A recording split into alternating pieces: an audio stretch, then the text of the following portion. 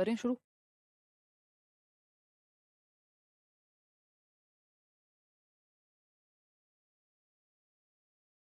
वाह वाह। महेश कह रहे हैं मैम मैं तो टूट गया आपकी इनकंसिस्टेंसी देख के। I understand. आपके बैच में जो है क्लासेस जो है मिस हुई हैं इस बार। और लास्ट वीक में पहले मुझे फीवर था, फिर पता नहीं कुछ कुछ हो गया था, तो मैं आप लोगों से मिल नहीं पाई हूँ इस वाले बैच में। तो I am so sorry for that. और मैं समझती हूँ बट इनकंसिस्टेंसी बेशक हो कभी कभार, लेकिन जो भी होगा काम वो तरीके से मतलब अच्छा होगा। अगर आप उसको पढ़ पा रहे हैं, अगर आप सिलेबस जो कि हम खत्म करते हैं और आप भी उसको खत्म कर लेते हैं, अच्छे से रिवाइज कर लेते हैं, तो आपकी ये सारी शिकायतें अपने आप खत्म हो जाएंगी। फिर भी मैं मतलब कोशिश क्या करूंगी, अब से रहूंगी कंसिस्टेंट। अभी कोई एग्जाम ऐसे है भी नहीं कि बिल्कुल तुरंत कोई एग्जाम हो। हाँ, ईडब्ल्यूएस तो मिलेगा भाई, केवीएस में तो मिलेगा ही। जो भी सरकारी नौकरी देता है आपको जो एग्जाम, उसमें तो ईडब्ल्यूएस मिलना लाजमी है ना। चलिए खैर शुरू करें। थोड़ी सी चाय वाय का समय आप लोग का भी हो रहा होगा। आज बैच लिया है, क्या स्टार्टिंग से देखूं या इधर से कंटिन्यू करूं?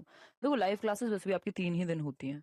और हाँ यार, मैं रेगुलर करूंगी, MWF में हम मिलेंगे। एक समय आएगा ऐसा जिसमें आप परेशान हो जाएंगे, रोज क्लास हो रही होगी, है ना। मैं इंतजार कर रही हूँ कि कोई एग्जाम और भी आ जाए। और बीच में हाँ ठीक है, अभी शुरुआत के तो 2 दिन पिछले हफ्ते नहीं हो पाई क्लास। उसमें एक दिन आंधी तूफान थे, 2 दिन मुझे दिक्कत थी, वो वायरल एंड ऑल टाइप का कुछ। हो जाएगा जीशान, हम वैलिडिटी भी एक्स्ट्रा दे देते हैं उस केस में, अगर हमें लगता है कि हाँ बहुत लेट हो गया है या कुछ, तो उसकी टेंशन ना लो। चलिए शुरू करते हैं। ईडब्ल्यूएस से करो, अगर ईडब्ल्यूएस में आते हो तो जनरल से क्यों करोगे भाई? अगर आपके पास कैटेगरी है, आपको क्या कहते हैं, आप आते हो उस वर्ग में, तो आप करो उससे। अगर आपको लगता है आपको नहीं लेना चाहिए, आप गलत ले रहे हैं वो बेनिफिट, तो आपकी मर्जी है फिर, है ना। चलिए शुरू करेंगे, 1 मिनट और दे दो यार।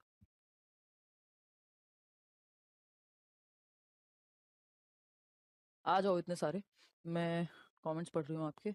शेख, अंजनी, प्रियंका, जीशान, हरिओम। हाँ वो हो जाएगा, काम कर जाएगा हरिओम उसके लिए।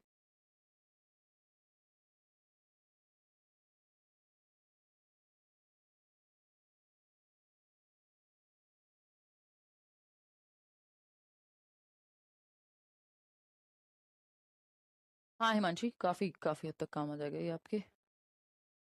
करा देंगे वो भी शेख। इतना अध्ययन किया है तो आप बताएं इमोशनली स्ट्रांग कैसे बने? आपने इतनी पेडागोजी पढ़ी है, इतना अध्ययन किया है। प्रेम का प्रोसेस है ना। कुछ चीजें आप एक्सपीरियंस करके जब उनसे निकल जाते हैं, तो आप स्ट्रांग हो जाते हैं कुछ चीज़ों में अपने आप ही। मतलब अपने आप एज इन थोड़ा भी अगर आप अवेयर हैं। और आप मुझे इमोशनली स्ट्रांग लगते हैं। देखिए चोटें सबको लगती हैं, दिक्कतें सबको होती हैं, है ना। गला सबका सूखता है, डर सबको लगता है, याद है ना वो माउंटेन ड्यू वाला एड। तो वो सबको अपने अपने हिस्से की परेशानियां जो हैं। इनफ सेंसिटिव इंसान हूं मैं। और अगर आप सेंसिटिव हैं इस दुनिया में, तो आपके लिए मुश्किल तो होगी, है ना। तो वो इमोशनली स्ट्रांग, ठीक कुछ लोग शायद मतलब इमोशनली स्ट्रांग होना थोड़ा सा मुश्किल काम है, बट हो जाता है। क्योंकि जीवन है, समस्याएं तो आनी ही है, मतलब लाजमी है। और हमेशा आप ये देखते हैं जब भी क्राइसिस आता है, वो क्राइसिस आपको स्ट्रांग बनाता है। वो फ्रेडरिक नीचा का एक कोट है ना, anything which does not kill you makes you stronger. जो भी कुछ जिससे आप मरते नहीं है, उससे आप मजबूत बन जाते हैं। तो यही एटीट्यूड रखना है और कोशिश करनी है। जो जो एक्स्ट्रा कबाड़ इकट्ठा होता जाए जीवन में, कबाड़ एज इन जो चीजें टॉक्सिक हो जाएं, चाहे वो आसपास के लोग हों कुछ हो, तो उनको थोड़ा सा नेविगेट करके या तो क्लियर करके बात करके थोड़ा साइड कर दो, दूरी बनाओ ऐसे लोगों से। नहीं तो बात करके कम्युनिकेट करो। और मोस्ट इंपॉर्टेंट चीज जो लाइफ में रहेगी वो करियर ही है मुझे लगता है। और ऑफ कोर्स ऐसा नहीं है सिर्फ करियर है। लोग, प्यार, मोहब्बत, परिवार सब कुछ चाहिए आपको। बट करियर अगर आप पे बहुत अच्छे से मेहनत कर लेते हैं, तो बाकी चीजें मैनेजेबल हैं। क्योंकि किसी और चीज की गारंटी नहीं है, बट आपका करियर रहता है आपके साथ हमेशा। आज लोग हैं, कल नहीं होंगे, वॉट एवर, आप भी नहीं होंगे, सब कुछ परमानेंट तो कुछ भी नहीं है। बट अगर आपके पास करियर है, तो लोग भी आपको इवेंचुअली बेहतर मिलते रहेंगे, खराब भी मिलेंगे। और फाइनेंशियली आप स्ट्रांग रहेंगे, आपको एक पर्पस मिलता रहेगा। लाइफ में मीनिंग भी चाहिए ना, तो आपका दायरा थोड़ा सा बढ़ता रहेगा। नहीं तो बैठ के क्या करोगे हाथ पे हाथ रख के? मैं अभी क्यों ये डिस्कशन में आ रही हूँ? कोई और नीड है नहीं फाइनेंशियल, कोई इस तरह की आवश्यकता नहीं है। लालच की बात है तो वो तो अंतहीन है, कितना भी कर लो, लेकिन नीड तो कुछ नहीं है, कोई और रीजन नहीं है।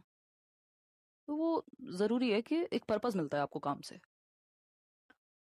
तो काम अच्छे से करना, अपना जो भी आपकी ड्यूटी आपने चूज़ किया है, टीचिंग में आना चूज़ किया है, कुछ और करना चाहते हैं, उसको मन लगा के करिए। करियर सेंटर में रखते हैं तो बाकी चीज़ें हो जाती हैं। इसका मतलब ये नहीं है कि बाकी लोगों को, कोई बीमार है, आपका सगा-संबंधी है या कोई समस्या है तो बिल्कुल इग्नोर कर देंगे। लेकिन उस चीज़ को इतना हल्के में नहीं लेना जितना कई बार लोग ले लेते हैं हमारी सोसाइटी में। शादी है तो एग्ज़ाम देने नहीं जा रहे, शादी है तो तैयारी नहीं कर रहे, फलाने की शादी, इसका बर्थडे, वो नाराज़ हो जाएगा। अरे भाई, जिस टाइम आप करियर को बनाने में लगे हुए हो, वो 2-4 साल आपने कुछ भी नहीं देखा ना और ढंग से, तब भी वो सब वापस आ जाएगा। जिसे रुकना होगा वो रुक जाता है और जिसे छूटना होगा वो छूट जाएगा, नए लोग मिल जाएँगे। तो इम्पोर्टेंस, प्रायोरिटी नहीं रख पाते हम लोग। हमारी सोसाइटी ऐसे ही है, फलाने की शादी है, 15 दिन वहाँ बिगाड़ दिए। अरे भाई, ये तो देख लो क्या होगा इससे? कल को पेपर है, मौका मिला है कई साल बाद। इसका मतलब ये नहीं है अगर जा सकते हो तो नहीं जाओ। जाओ आप, अच्छा है, बढ़िया करो, लेकिन ये देख लो कि आपका जीवन किससे चलेगा। ये यार, रिश्तेदार, सब आपको पता ही है, मतलब की सारी चीज़ें होती हैं, दुनिया ही ऐसे चलती है, उसमें कोई बुरा मानने वाली बात नहीं है। तो अपने आप को काम का बनाओ, सब अपने आप ही पूछेंगे। नहीं भी पूछें तो क्या फ़र्क पड़ता है? लेकिन वो एक्स्ट्रा में है, ऐड ऑन है, आप तो अपने लिए कर रहे हैं, अपना करियर अपने लिए बना रहे हैं। बाकी सब तो एक्स्ट्रा है, जो इज़्ज़त है, प्यार है, पैसा है, लोगों के बदलते रंग हैं, है ना? तो इसलिए करियर बहुत बहुत इंपॉर्टेंट है। जितना हम सोचते हैं, जितना हमें रियलाइज़ नहीं कराया जाता सोसाइटी में, उससे कहीं ज़्यादा इंपॉर्टेंट है। ठीक है ना? मैम, हम पढ़ाई की वजह से सब दूर हो गए हैं धीरे-धीरे, कोई फ़र्क नहीं पड़ता। महेश, एक आध इंसान आपको चाहिए होता है, वो मिल जाता है समय-समय पे। आज दूर हैं, कल यही लोग पास भी आ जाएँगे, है ना? और जिसे जाना होता है वो चले ही जाता है, उसको रीज़न की ज़रूरत नहीं होती। जिसे समझना होता है वो समझ लेता है।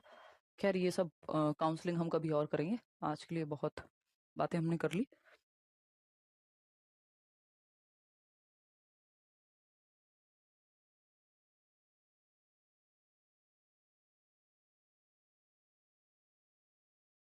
और प्रियंका, ये समस्याएँ तो रहेंगी, है ना?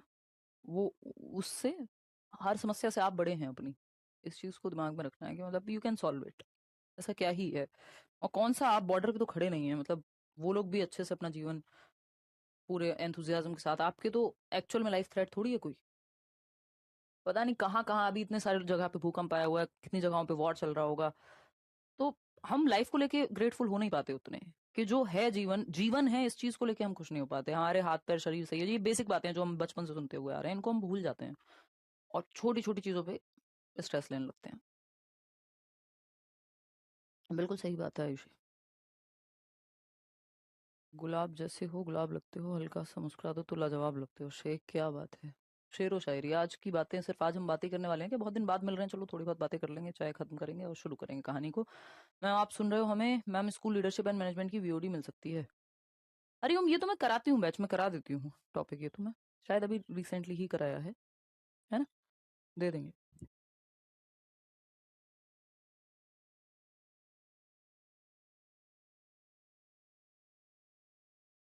चलिए, बस एक रिप्लाई कर दो। हाँ, बता दिया ना, हरिओम। या तो करा देंगे या रिकॉर्डेड दिलवा देंगे, दोनों में से कुछ एक मिल जाएगा। हाँ, करियर फोकस करो प्रियंका, और फीमेल्स के लिए तो और ज़्यादा ज़रूरी है। बहुत ही ज़्यादा ज़रूरी है, मतलब ऑक्सीजन के बाद कोई और दूसरी चीज़ ज़रूरी है तो वो आपका करियर है। फीमेल्स के केस में बेहद। सबके लिए लागू होता है ये, मेल्स को तो सोसाइटी वैसे नहीं जीने देती, करियर ना बने तो। शादी नहीं होगी, कुछ नहीं हो, फलाना है। बट फीमेल्स के केस में उनको, हाँ, शादी करके निपटाने वाली चीज़ रहती है। तो उनके लिए तो करियर और ज़्यादा इंपॉर्टेंट है, क्योंकि वो शादी या जीवन में एक और पहलू होना चाहिए। खैर, अब इससे ज़्यादा मैं क्या ही कहूँ। और किसी भी मेरी इस बात से ये मत समझिएगा कि मैं दूसरी बात के खिलाफ हूँ। वो, अगर आप दोनों चीज़ मैनेज कर पा रहे हैं, आप, वो आपकी अपनी पर्सनल इच्छाएँ हैं। मैं जस्ट अपने विचार बता रही हूँ, क्योंकि बाकी चीज़ों पे बहुत समाज ने ऑलरेडी इतनी इम्पोर्टेंस दे रखी है ना? वो ऑलरेडी ही इतनी इम्पोर्टेंस दे रखी है, शादी, फलाना-ढिमकाना, ये, वो, समाज, 4 लोग क्या कहेंगे, इन सब पे तो वैसे ही बहुत फ़ोकस है सबका। तो मैं थोड़ा-सा आपका वहाँ से फ़ोकस हटा के दूसरी जगह शिफ्ट करने की बात कर रही हूँ। वो भी कर देंगे, ईयर प्लान, लेसन प्लान भी, डोंट वरी। चलिए आते हैं। हम बात कर रहे थे हेरिडिटी एंड एनवायरनमेंट की। हेरिडिटी एंड एनवायरनमेंट, HNE, ठीक है? ठीक है बात? XX होता है अगर क्रोमोसोम का पेयर, तो गर्ल चाइल्ड का जन्म होगा, ये मदर है। XX क्रोमोसोम है तो फीमेल ही होंगी ना। और XY क्रोमोसोम है तो फादर, यानी, तो अगर XX क्रोमोसोम, क्योंकि फीमेल्स में XX क्रोमोसोम का ही पेयर होता है और मेल्स में XY होता है, तो फीमेल से तो रिप्रोडक्शन के टाइम पे, इस फर्टिलाइजेशन के टाइम पे हमेशा ही एक्स क्रोमोसोम जाएगा।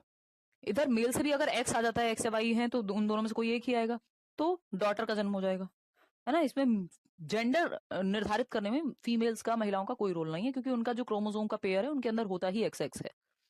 वो मेल पार्टनर पे डिपेंड करेगा कि वहां से, वो भी उनके हाथ में तो नहीं है, ऑटोमेटेड प्रोसेस है, एक्स क्रोमोसोम आएगा या वाई क्रोमोसोम आएगा, है ना।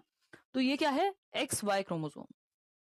हमारी सोसाइटी में इतने खतरनाक लोग हैं, पता नहीं क्या क्या नहीं करते हैं कि लड़का हो जाए इस चक्कर में। उनको लगता है क्रोमोसोम का सेटअप ही बदल देंगे वो।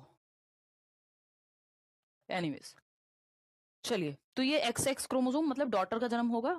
अगर फीमेल से तो एक्स ही जाएगा, लेकिन मेल से अगर वाई क्रोमोसोम आ जाता है तो सन का जो है वो जन्म होगा। ठीक, तो इतना तो हमको पता चल ही गया है कि एक्स एक्स क्रोमोसोम बोले तो girl child, X Y chromosome बोले तो बॉय। ठीक, इतनी बात हम ध्यान रख लेंगे, बढ़े आगे, समझे। अब हमने ये बात पढ़ी थी पिछली क्लास में, अगर आपको याद हो। क्या पढ़ा था हमने, याद है कुछ? हमने पढ़ा था कि टोटल क्रोमोसोम के जो पेयर हैं, टोटल नंबर ऑफ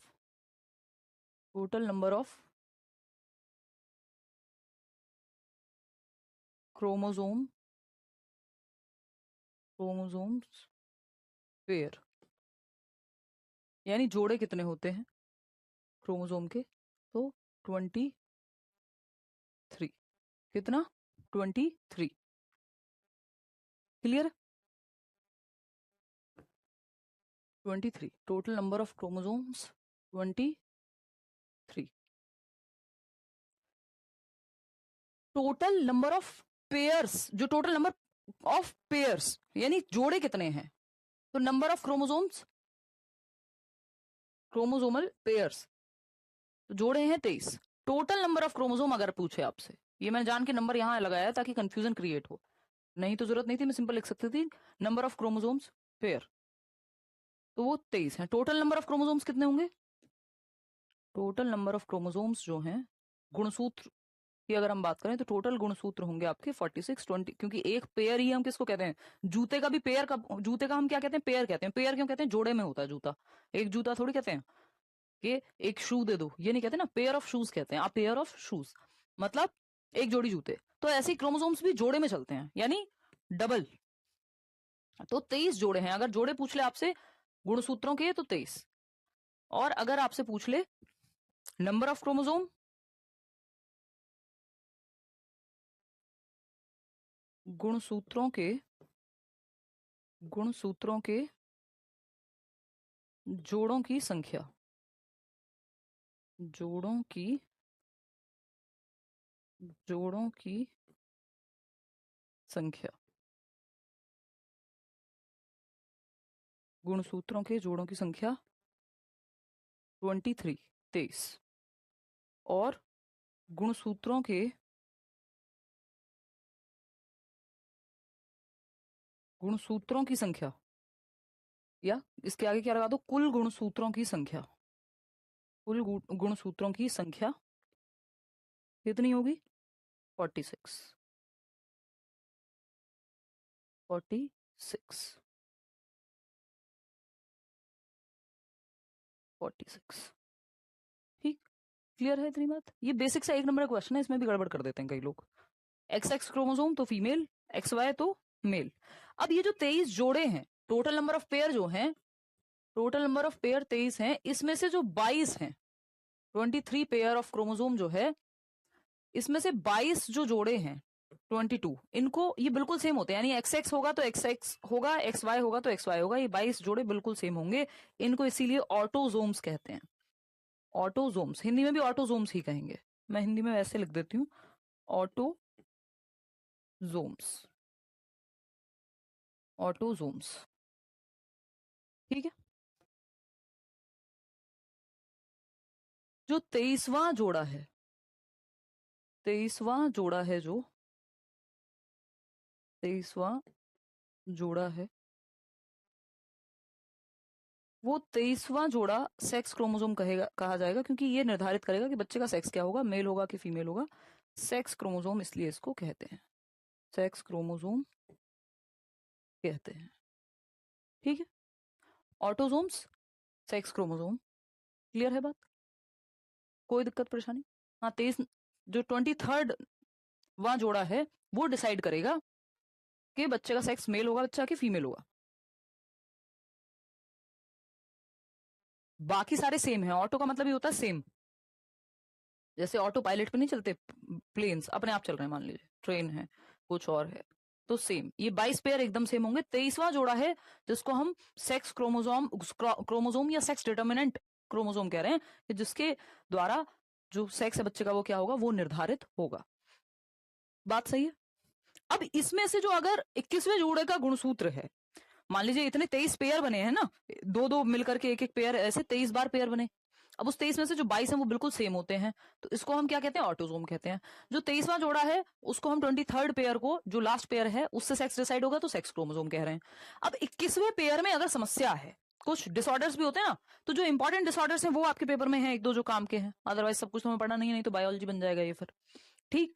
तो जो 21वां गुणसूत्र है, आज जेनेटिक क्रोमोसोम 21 डिसऑर्डर, जेनेटिक बीमारियां भी होती है ना कुछ, तो अगर ये किसी पेयर में दिक्कत हो जाए, तो 21st पेयर जो है 21वें गुणसूत्र में अगर समस्या है, आज जेनेटिक क्रोमोसोम 21 या 21st disorder causing developmental and intellectual delays, अगर जेनेटिक क्रोमोसोम 21, ट्राइसोमी 21 कहते हैं इसको, ट्राई का मतलब ये होता है 3, ट्राइसोमी 21 कि जो 21वां गुणसूत्र है उसमें पेयर में 2 जोड़े होते हैं, लेकिन कुछ एक्स्ट्रा जेनेटिक मटेरियल बन गया, यानी वो तीसरा कुछ एक्स्ट्रा बन गया। तो उससे क्या होगा, जब एक्स्ट्रा जेनेटिक मटेरियल बन जाता है तो उससे होता है जेनेटिक डिसऑर्डर, जिससे बच्चे का दिमाग के कुछ इंटेलेक्चुअल डिलेज, यानी उसकी बौद्धिक देरी आ जाएगी उसके दिमाग में, और क्या होगा, डेवलपमेंटल डिलेज, यानी विकासात्मक देरी या विलंब भी आएगा, ठीक है। A genetic chromosome 21, genetic chromosome 21 disorder causing developmental and intellectual delays, तो विकासात्मक विलंब, इससे क्या होगा, विकासात्मक विलंब आ जाएगा, विकासात्मक विलंब, यानी जिस उम्र में जिस चीज का विकास होना चाहिए वो बहुत देर से होगा या नहीं होगा। और बौद्धिक विलंब भी, बौद्धिक विलंब कैसे, बुद्धि जिस स्तर पे जिस उम्र के हिसाब से डेवलप होनी चाहिए नहीं हो पाएगी, तो इंटेलेक्चुअली भी मेंटली भी वो पीछे रहेगा बच्चा, फिर बौद्धिक विलंब या विकार क्रिएट हो जाएगा, ठीक है ना। तो ये क्या है, a genetic chromosome 21 disorder causing developmental and intellectual delays. तो 21वें गुणसूत्र में अगर समस्या है, एक्स्ट्रा मटेरियल जनरेट हो गया है 21st पेयर पे, तो एक बीमारी हो जाएगी जिसको जेनेटिक एक समस्या है, ये ट्राइसोमी 21 कहते हैं, या फिर इसको डाउन सिंड्रोम आपने सुना होगा, बहुत फेमस नाम है, मतलब कॉमन नाम है, फेमस तो क्या कहें, डाउन सिंड्रोम, ये बच्चे को हो सकता है डाउन सिंड्रोम। तो डाउन सिंड्रोम में क्या होता है, दिमाग का विकास ठीक से नहीं हो पाएगा, पीछे चलता है। दूसरा, विकासात्मक जो ओवरऑल विकास है, इस उम्र में बच्चा दौड़ने लगे, भागने लगे, ये करने लगे, वो भी पीछे चलेगा बाकी बच्चों से, ठीक। तो डाउन सिंड्रोम ये एक जेनेटिक प्रॉब्लम हो गई। भाई जीन्स में हम अच्छी चीजें भी करते हैं एक्वायर, कि किसी में स्पोर्ट्स पर्सन बनने की क्षमता है, उसके जीन्स उस तरह के हैं कि आसानी से मतलब थकता नहीं है, बीमार नहीं होता है, वॉट एवर, ऐसी बहुत सारी चीजें हो सकती हैं जीन्स से जो तय होती हैं, हेरिडिटी से आपकी, तो बहुत हद तक एनवायरमेंट का भी इसमें रोल है। तो डाउन सिंड्रोम, जिसको हम क्या कहते हैं, डाउन सिंड्रोम, ठीक है। इतनी बात क्लियर है, कोई दिक्कत परेशानी दर्द समस्या इस बात को समझने में हो तो आप बता सकते हैं। Small nose mouth and years, यानी आंखें छोटी छोटी होंगी, नाक छोटी होगी, मुंह छोटा होगा कंपैरेटिवली नॉर्मल से, कान छोटे होंगे, आंखें जो है कई बार क्या होती है, आंखें छोटी ना होकर के आंखें होती हैं आमंड शेप, यानी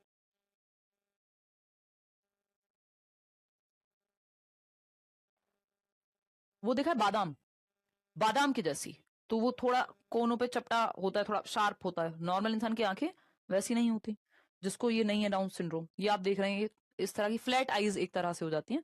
तो अगर हम देखें, नोज भी थोड़ी फ्लैटिश हो जाती है, शॉर्ट स्टॉकी बिल्ड, छोटी बिल्ड, कंपैरेटिवली हाइट वगैरह उस तरह से नहीं बढ़ेगी जितनी एक नॉर्मल बच्चे की बढ़ेगी। स्लाइटली बेंट फिफ्थ फिंगर, जो पांचवी फिंगर है ये, जिसको हम, ये आपकी लास्ट फिंगर जो है, ये थोड़ी सी बेंट होती है ना। नाक फ्लैट है, आंखें आमंड शेप हैं, बादाम की जैसी शेप है। व्हाइट स्पॉट होते हैं, जो कलर्ड पार्ट हमारा होता है, जो ब्लैक या ब्राउन जो भी आपकी आंखों का रंग है, उस पे व्हाइट स्पॉट्स दिखते हैं। Almond shaped eyes with skin fold covering inner corner. तो स्किन जो है इनर कॉर्नर को कवर कर लेते हैं, जनरली हमारी वो वहां स्किन नहीं होती। तो ये एक कहानी है डाउन सिंड्रोम के बारे में, जिसको ट्राइसोमी 21 भी कहते हैं, है ना। ट्राइसोमी 21 भी कहते हैं या डाउन सिंड्रोम कहते हैं। 21वें गुणसूत्र में एक्स्ट्रा जेनेटिक मटेरियल होने की वजह से ही हो जाता है। एक है टर्नर सिंड्रोम, ये भी जेनेटिक डिसऑर्डर है। Turner syndrome, Turner syndrome, Turner syndrome क्या है भाई? टर्नर सिंड्रोम की जब हम बात कर रहे हैं, Turner syndrome a condition that affects only females, सिर्फ महिलाओं में ही होता है। Turner syndrome results when one of the x chromosomes, जिसको हम सेक्स क्रोमोसोम कह रहे हैं, 23वें गुणसूत्र में जब एक्स डबल एक्स होगा तभी क्या होगा? फीमेल होगी। एक्स एक्स क्रोमोसोम पाया जाता है फीमेल में। अब फीमेल चाइल्ड में अगर एक्स क्रोमोसोम जो है वो पार्शियली मिसिंग है या बिल्कुल ही मिसिंग है, यानी एक एक्स गायब हो गया किसी कारणवश, या हाफ ही आ पाया या कुछ कमी रह गई, पूरी तरह से एक्स नहीं आ पाया, तो ये टर्नर सिंड्रोम हो जाएगा। फीमेल में क्या होगा? क्योंकि ये एक्स की कमी से है, और एक्स एक्स फीमेल के केस में ये प्रॉब्लम बनेगी, क्योंकि एक्स एक्स क्रोमोसोम है तो उसमें से अगर एक एक्स की कमी है या पार्शियली मिसिंग है या पूरी तरह से मिसिंग है तो टर्नर सिंड्रोम हो जाएगा। इससे हार्ट की प्रॉब्लम हो जाती है फीमेल्स में, रिप्रोडक्शन की प्रॉब्लम हो जाएगी, रिप्रोडक्टिव और हेल्थ जो है उस तरह की नहीं रहेगी, तो आगे दिक्कत आएगी। अगर वो चाहती हैं कि बच्चे पैदा करना है तो शॉर्ट स्टेचर, जो बिल्ड है वो शॉर्ट होगी, गर्दन छोटी होगी, वेब्ड नेक बिल्कुल, और बहुत सारी और भी समस्याएं इससे बनती हैं। ठीक, कार्डियोवास्कुलर प्रॉब्लम्स बन जाती हैं, हियरिंग लॉस हो जाता है, फेशियल फीचर्स थोड़े अजीब हो जाते हैं, है ना, सुनने में दिक्कत हो सकती है, हार्ट की प्रॉब्लम हो सकती है, ये सब पाई जाएगी ये आपके टर्नर सिंड्रोम में। जो सेक्स क्रोमोसोम में एक्स्ट्रा अगर एक्स जो है, मतलब एक्स्ट्रा नहीं मिसिंग है अगर एक्स क्रोमोसोम एक, तो उससे दिक्कत होगी। इतनी बात क्लियर है। फिर आते हैं आइडेंटिकल एंड फ्रेटर्नल ट्विंस, एक रूपी यमज, युग्मनज कहते हैं इसको, और द्वियुग्मनज। आइडेंटिकल देखिए ट्विंस दो प्रकार के होते हैं। ट्विंस देखे आपने, जुड़वा बच्चे, सीता गीता, और क्या कहेंगे, कौन सी पुरानी पुरानी मूवीज होती थी ना, करण अर्जुन तो सेम नहीं दिखते थे। मतलब अभी एक मूवी आई थी रिसेंट, क्या नाम है उस मूवी का, रणवीर सिंह की, वो ज्यादा लोगों ने देखी नहीं, सर्कस नाम था या तो उसका कुछ ऐसा ही नाम था, है ना। तो ऐसी पुरानी भी बहुत सारी मूवीज हैं जिसमें हम शक्ल हैं लोग, एक जैसे देखने वाले दो लोग हैं। ठीक, तो अगर हम देखते हैं यहाँ, तो ट्विंस मतलब जुड़वा बच्चे, आपने अपने आसपास भी देखे होंगे, कोई कजन होगा, कोई रिश्तेदार होगा, है ना, जुड़वा बच्चों की बात हो रही है, ट्विंस। तो ये जनरली दो प्रकार के होते हैं, जिसको हम, एक को आइडेंटिकल ट्विन कहते हैं। क्या कहते हैं? Identical twin, identical twin, identical twin, और fraternal twin, fraternal twin, fraternal twins और आइडेंटिकल ट्विंस। बात सही है नहीं? आइडेंटिकल का मतलब होता है, आइडेंटिकल का मतलब होता है एक रूपी युग्मनज, मतलब हिंदी में कहते हैं इसको आइडेंटिकल, मतलब सेम, एक ही रूप है, बिल्कुल एक जैसे दिखते हैं दोनों, एक रूपी युग्मनज। और फ्रेटर्नल ट्विंस की जब हम बात कर रहे हैं तो ये द्वियुग्मनज कह देते होंगे, हाँ द्वियुग्मनज। युग्मनज का मतलब ट्विंस, वो जो फर्टिलाइज्ड एग है उसको मनज कहते हैं। द्विरूपी युग्मनज, या युग्म भी कह देते हैं, जुड़ना बेसिकली। आइडेंटिकल ट्विंस वो ट्विंस हैं जिनकी शक्लें सेम दिखती हैं, है ना, जिनकी शक्लें जो हैं बिल्कुल सेम है, सेम जेंडर है, दो बेटियां हैं तो दो बेटियां हैं, एक जैसी दिखती हैं शक्ल, है ना। हाँ जी बिल्कुल आयुषी। और फ्रेटर्नल की जब हम बात कर रहे हैं, तो फ्रेटर्नल ट्विंस अलग अलग जेंडर के भी हो सकते हैं, या अलग अलग जेंडर के ही होते हैं जनरली, और शक्लें इनकी अलग भी दिख सकती हैं, अलग अलग जेंडर भी हो सकते हैं और शक्लें भी अलग हो सकती हैं, लेकिन आइडेंटिकल ट्विंस में सेम जेंडर रहता है, सेम शक्ल होती है। ठीक, इतनी बात क्लियर। जैसे आप अपने आसपास देखेंगे कि बिल्कुल सेम दिखते हैं दो भाई, मेरे खुद के चाचा के दो बच्चे हैं जो ट्विंस हैं, है ना। उनकी एक सिस्टर भी है, बट वो दोनों ट्विंस हैं। तो वो आइडेंटिकल ट्विंस हैं। मैं आज तक, क्योंकि मैं बचपन में नहीं रही हूँ अपने बायोलॉजिकल पेरेंट्स के पास, मैं बुलंदशहर थी मामा जी के पास। मैं उनको मम्मी पापा बोलती हूँ अभी भी, मतलब मेरे लिए तो वो पेरेंट्स ही थे। तो थे क्या, हैं अभी भी। तो उस केस में क्या है, तो यहाँ मैं नहीं रही हूँ, तो वो जब उनका जन्म हुआ, मैं आई थी यहाँ 10th में। तो वो लोग मतलब मैं तो नहीं थी बचपन से, मैं उनको नहीं देखा। बहुत माइन्यूट डिफरेंस है दोनों की शक्ल में। आज भी जब मुझे almost half of my life मैं दिल्ली में रही हूँ, और हाफ ऑफ माई लाइफ जो है ऑलमोस्ट 14 साल गांव में। हम्म, तो ये ऑलमोस्ट 14 साल दिल्ली, 14 साल गांव, अभी हुए नहीं, पूरे हो जाएंगे टोटल मिलाकर। तो अगर हम देखें, तो मुझे शायद पिछले 1-2 साल में मैं, या पिछले 1-2 साल में ही मैं उनको पहचानने लगी हूँ कि मुझे वो डिफरेंस पता है। अदरवाइज मुझे पता ही नहीं लगता था इनमें से कौन विशाल है, एक बच्चे का नाम, और कौन वैभव है। तो ये एक समस्या रहती थी मेरे साथ। क्यों? क्योंकि दोनों आइडेंटिकल ट्विंस हैं, एक समय पैदा हुए, जेंडर सेम है, दिखते सेम है।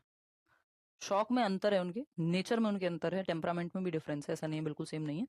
और पढ़ने में भी दोनों बिल्कुल अलग अलग तरह के इंटरेस्ट रखते हैं। तो ये आइडेंटिकल ट्विंस और फ्रेटर्नल ट्विंस की जब हम बात कर रहे हैं, तो फ्रेटर्नल ट्विंस में दो भाई बहन हो सकते हैं। आइडेंटिकल ट्विन में या तो भाई होंगे या दो बहनें ही होंगी, एक जैसे ही दिखते होंगे। फ्रेटर्नल ट्विंस में अलग अलग शक्लें हो सकती हैं, है ना। ये एक मुख्य अंतर पाया जाएगा। फ्रेटर्नल ट्विंस की जब हम बात कर रहे हैं, फ्रेटर्नल ट्विंस की जब हम बात कर रहे हैं और आइडेंटिकल की जब हम बात कर रहे हैं, तो आइडेंटिकल ट्विंस की जब हम बात कर रहे हैं तो develop from same egg.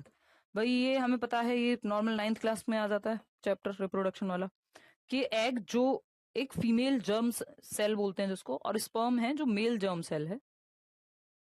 Egg और स्पर्म के मिलने से एक ही प्लेसेंटा, मतलब एक ही अंडा, गर्भ में जब दो बच्चे हैं, एक ही एग और स्पर्म के बनने से जब दो बच्चों का जन्म हो रहा है, दो प्लेसेंटा है, शेयर्ड और सेपरेट प्लेसेंटा। प्लेसेंटा वो जगह है जहां बच्चे को न्यूट्रिशन मिल रहा है माँ के पेट में, वो पूरा एक दायरा बना रहता है।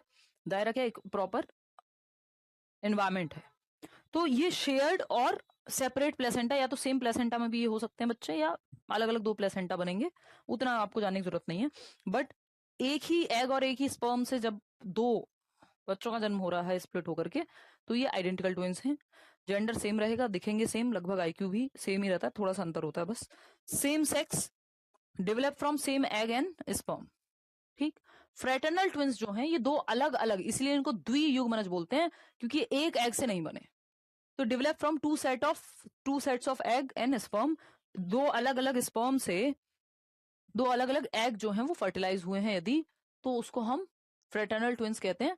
सेम सेक्स और वन ऑफ ईच, या तो सेम सेक्स के हैं या दोनों में से कोई एक है। मतलब सेम सेक्स भी हो सकते हैं, दो बहनें भी हो सकती हैं बट अलग दिखती हूँ, या दो अलग अलग स्पर्म और एग के मिलने से उनका जन्म हुआ हो, कंसीव हुए हो।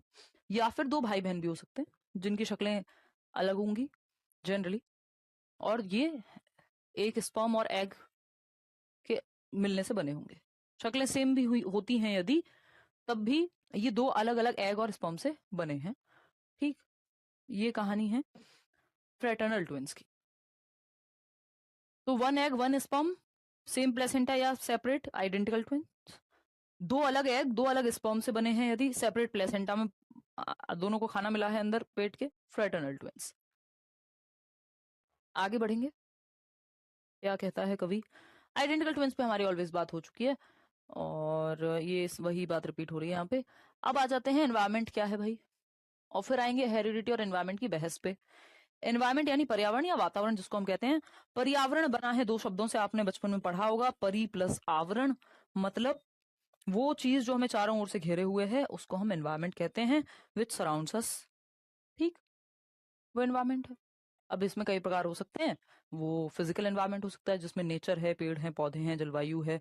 वो सोशल एनवायरनमेंट हो सकता है जिसमें समाज है, लोग हैं। पॉलिटिकल एनवायरनमेंट हो सकता है, वट एवर वट एवर।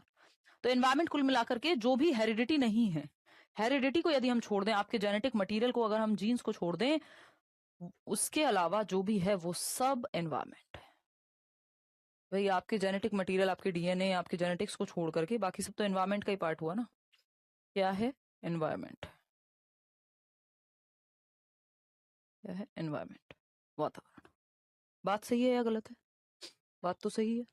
कोई दिक्कत परेशानी दर्द समस्या इस बात को समझने में यदि है तो आप बता सकते हैं। कोई और समस्या है तो आप बता सकते हैं,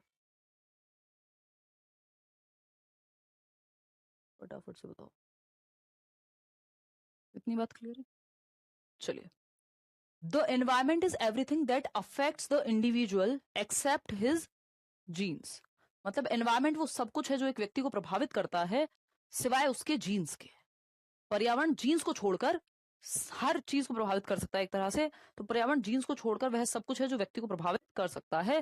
भाई सर्दी बहुत ज्यादा हो गई, खांसी जुकाम, गर्मी बहुत ज्यादा हो गई, कुछ और है एनवायरमेंट में, लेकिन आपके जीन्स को छोड़ के जो जेनेटिक मटेरियल, अब आपकी आवाज तो एकदम से किसी और की नहीं हो जाएगी ना, वो आप बना के बोलने लग जाए बात अलग है, क्योंकि आपको अपने जीन्स से मिली है। आपकी आंखें, आपकी शक्ल, अब आप जाके प्लास्टिक सर्जरी कराते फिरें वो एक अलग चीज है, बट नेचुरली तो एनवायरमेंट ये सब चीजें चेंज नहीं कर पाएगा। एनवायरमेंट इन सबको छोड़ के बाकी सब कुछ है। ठीक है जी। तो जीन्स को, जेनेटिक मटेरियल, हेरिडिटी को छोड़ के जो भी कुछ बचता है जो हमें चारों ओर से घेरे हुए है वो एनवायरमेंट है। These factors influence the development of an individual. ये जो एनवायरमेंटल फैक्टर्स होते हैं, कैसी जलवायु है, विकसित देश में रह रहे हैं, विकासशील देश में रह रहे हैं, यानी अमेरिका में रह रहे हैं, कि अमेरिका का गरीब और भारत का गरीब बिल्कुल अलग होगा। अलग अलग जगहों पे किसको आप गरीब कह रहे हैं? जैसे अनन्या पांडे की स्ट्रगल बिल्कुल अलग हो सकती है मेरी और आपकी स्ट्रगल से। तो ये क्या है? एनवायरमेंट का जो डिफरेंस है वो हमें इन्फ्लुएंस करता है basically. The factors these factors influence the development of an individual. मतलब ये जो फैक्टर्स हैं एक व्यक्ति के विकास को प्रभावित करते हैं। ये कारक व्यक्ति के विकास को प्रभावित करते हैं कि व्यक्ति का जो डेवलपमेंट है वो कैसे होगा। ये बात प्रभावित होगी किससे? इन फैक्टर्स से। तो these factors influence the development of an individual. एक व्यक्ति का विकास जो है वो कैसे होगा, ये बात, ये फैक्टर प्रभावित करेंगे। आपको बचपन से ही न्यूट्रिशन अच्छा मिला है कि नहीं, जो पोषण है एनवायरमेंट का ही पार्ट है ना। अगर आप ऐसी जगह पे पैदा हुए जहाँ ऑक्सीजन भरपूर थी, आप दिल्ली में हुए जहाँ ऑक्सीजन इतनी खतरनाक लेवल पे, ऑक्सीजन क्या मतलब, जो AQI है, sorry I meant AQI, air quality index है, एकदम बर्बाद है बिल्कुल। तो उसका प्रभाव पड़ेगा एक बच्चे पे जो जिसका जन्म दिल्ली में हुआ है, जिसका जन्म कैलिफोर्निया या फिर हो सकता है ऐसी जगह जहाँ पे 50 AQI से भी कम है। भारत में भी कहीं पे हो सकता है, पहाड़ वहाड़ पे कहीं। तो वो जो ऑक्सीजन उसको मिल रही है वो अलग तरह से प्रभावित करेगी। तो ये एनवायरमेंटल फैक्टर हैं, ये वातावरण के हैं। जीन्स इसमें क्या करेंगे? तो पोषण कैसा मिल रहा है आपको, सही अच्छी पोषक तत्व मिल रहे हैं डाइट में, न्यूट्रिशियस डाइट मिल रही है या नहीं, न्यूट्रिशन। या फिर अगर हम बात करें एजुकेशन आपको कैसी मिलेगी, ये भी तो एनवायरमेंट डिसाइड करेगा कौन से स्कूल में आप जाएंगे। एजुकेशन हो गया, आपका न्यूट्रिशन हो गया, आपका इवन वेदर हो गया, वाटर की भी क्वालिटी कैसी होगी ये भी एनवायरमेंट तय करेगा, है ना।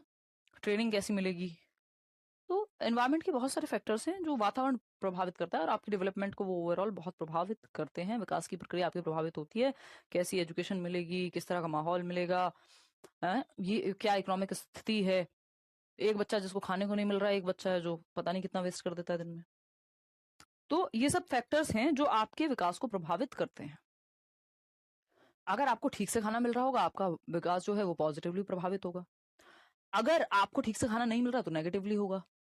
बचपन में मुझे याद है आमिर खान का एक ऐड आया करता था जिसमें बात होती थी कि बहुत पता नहीं कितने बच्चे जो हैं कुपोषण के शिकार हैं इस देश में। तो कुपोषण से बचाना है बच्चों को। कुपोषण क्या है? माल न्यूट्रिशन, यानी या तो प्रॉपर नहीं मिल पा रहा है या खराब न्यूट्रिशन मिल रहा है। तो बच्चे का विकास जिस उम्र के अनुसार जैसा होना होगा होगा नहीं। किसी की हाइट में दिक्कत, किसी के दिमाग के विकास में दिक्कत, किसी की जो शरीर है वो ठीक से विकसित नहीं हो पाएगा, क्योंकि जितनी डाइट आपको उस एज में मिलनी चाहिए वो मिलेगी नहीं, है ना। तो these factors influence the development of an individual. ये जो कारक हैं वो व्यक्ति के विकास को प्रभावित करते हैं। तो डेवलपमेंट तो आपका प्रभावित होगा, जीन्स भी क्या करेंगे, फिर प्रभावित तो होगा ही। पॉजिटिव एनवायरमेंट है, पॉजिटिवली प्रभावित होगा। Environment includes all aspects of the surroundings. पर्यावरण में परिवेश के सभी पहलू शामिल हैं। Environment includes all aspects of the surroundings. सभी पहलू, जो भी पहलू हैं, चाहे वो सोशल एनवायरनमेंट हो, जो सामाजिक पहलू हैं, जलवायु से संबंधित पहलू हैं, जो आपका वहाँ का क्या कहें वेदर है, हवा है, व्हाटएवर। तो ये सभी, ये एनवायरनमेंट जो है वो इंक्लूड करता है सभी तरह के जो पहलू हैं हमारी सराउंडिंग के, हमारे परिवेश में जो भी चीजें अवेलेबल हैं। आप किस तरह की न्यूज देख रहे हैं, आप किस तरह सोच रहे हैं, ये सब भी प्रभावित होता है एनवायरनमेंट से। नेक्स्ट पॉइंट है, environment consist of various types of forces like physical, social, moral, economical, political, cultural and emotional forces. पर्यावरण में विभिन्न प्रकार की ताकतें होती हैं, जैसे शारीरिक, सामाजिक, नैतिक ताकतें या नैतिक वातावरण, आर्थिक वातावरण, राजनीतिक, सांस्कृतिक और भावनात्मक पहलू। कि अगर आप इस तरह की न्यूज देख रहे हैं जो हर टाइम आपको बस समस्या ही बताती रहती है या बहुत ही नेगेटिव है, तो भाई आपका जो एनवायरनमेंट है इसका मतलब वो आपको दिक्कत देगा या दे सकता है। बात सही है नहीं? इतनी बात क्लियर है?